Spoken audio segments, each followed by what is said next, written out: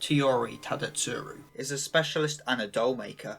Once a member of the occult research club with Gaian, Oshino, Kaiki and Kagane, he went rogue from Gaian's network after failing to obtain ownership over the Shikigami they jointly created, Ononoki Yotsugi. Specialising in immortal oddities and working as a mediator, he was someone who saw a great beauty in oddities, often desiring to capture them for himself. If you find yourself entertained at any point during the video, then consider liking, subscribing and ringing that bell, as I cannot explain to you how much such a small action can do for this channel. And if you want to go the extra mile and support me even further, you can always check out my Patreon. Anyway, on with the video.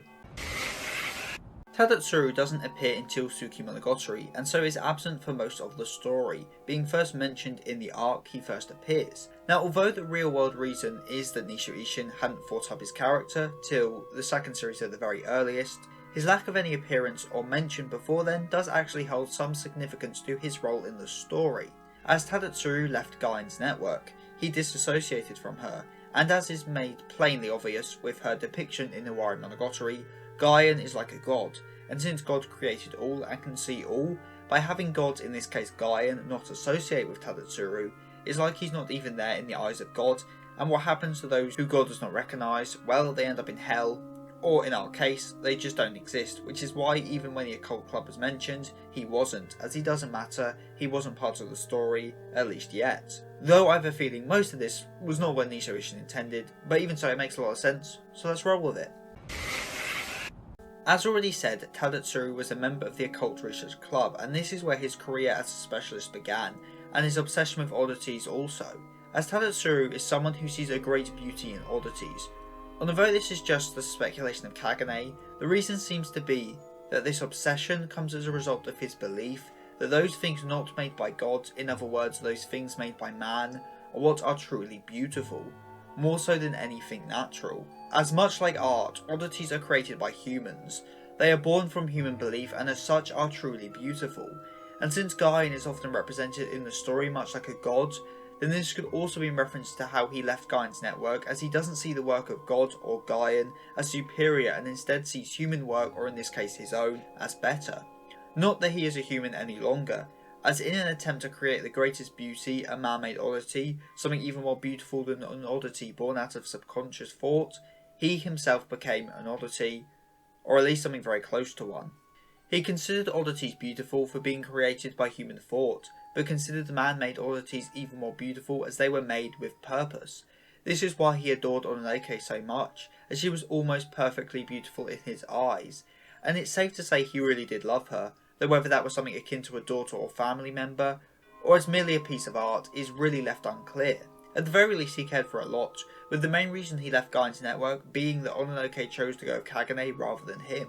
In an attempt to become an immortal oddity, an oddity of endless beauty, Tadatsuru experimented on himself and in the end died, becoming something part human and part oddity. He was banished down to hell where the dead reside, and so could only interact with the real world using his puppets which he could inhabit.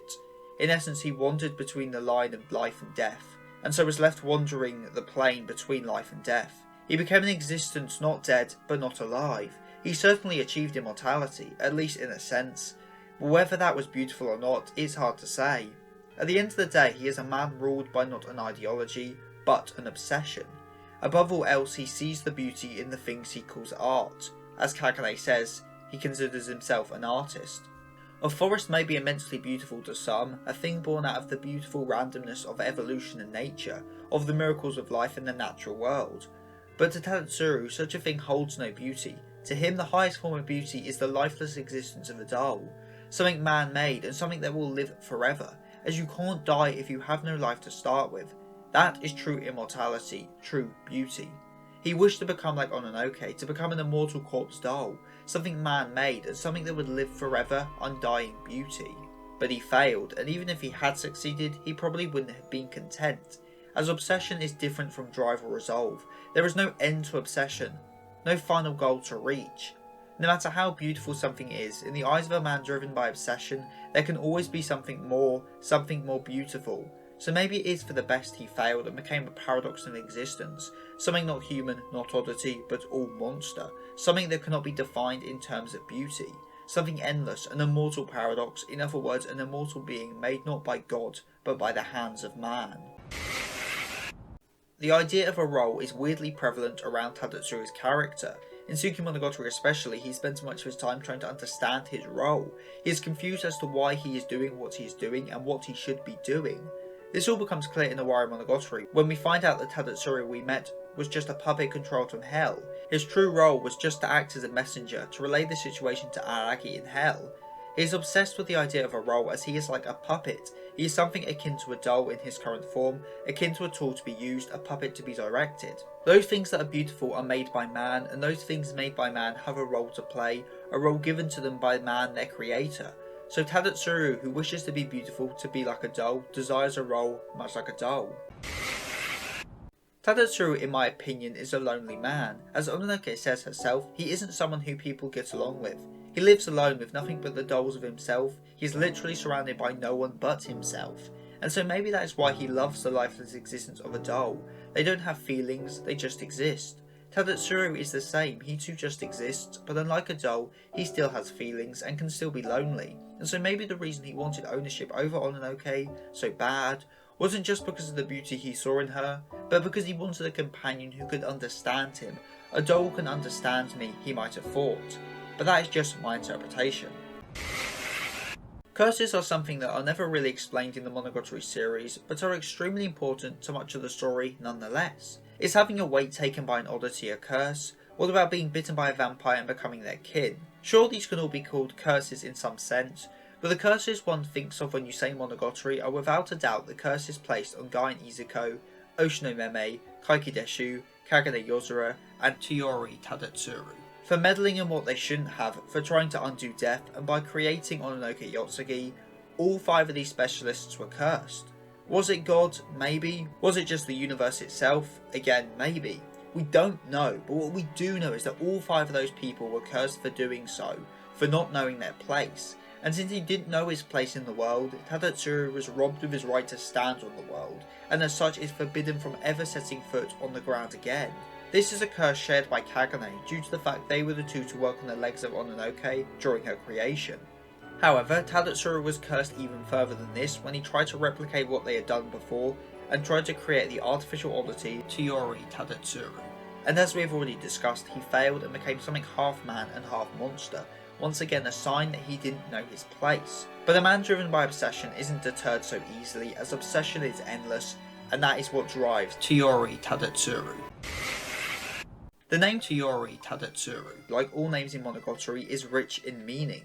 To start with, his name follows a pattern first introduced with Ononoki and Kagane, with Yotsugi meaning cotangent and Yozura meaning cosine, and so of course Tadatsuru means sine. And well, if you aren't too up to date on your maths, let me explain. Cotangent equals cosine divided by sine, which when written out means cosine is on top of sine. And well, in their competition, who won and got Ononoki? Well, it was Kagane, which is why Kagane aka cosine is on top of sine aka Tadatsuru. See, there is not only just wordplay, but we have mathematics as well. His family name then, Teori, is comprised of the kanji te for hand and ori for to break / pluck / fold. And when put together you get another expression. So what do you fold using your hands? Well, a good answer would be paper, as these kanji together mean to make origami, or to make a young woman one's own thing. And of course that's in reference to Ononoki, who is the corpse of a young woman who he makes into a shikigami, aka a tool that one can own. The kanji for hand could also refer to how he works with his hands, and since the kanji for skilled, jozu, contains te, the kanji for hand, this could also reference him being a skilled doll maker, a handy man. And since ori can be read as not just fold but also pluck, this could also reference how he is partly responsible for plucking out the vampiric element from Araki due to being involved in the plan to send him to hell. So overall, I think Tadasuru's name lives up to the usual masterclass wordplay the Monogatari series is known for. Tsukumonogatari as a whole is a story about compensation, with Araki becoming a vampire as compensation for his reliance on Shinobu's powers, or more obviously, as the name of the arc suggests, Ononoki, who was made using a taboo method by the Cult Research Club, with each of the 5 responsible being cursed as compensation. Tadatsuru and Araki then are both paying compensation, each for overstepping their bounds as humans and tapping into a power not meant for human hands. And as a result, both ended up becoming something not quite human, but not quite oddity. So obviously in this way, the two mirror one another.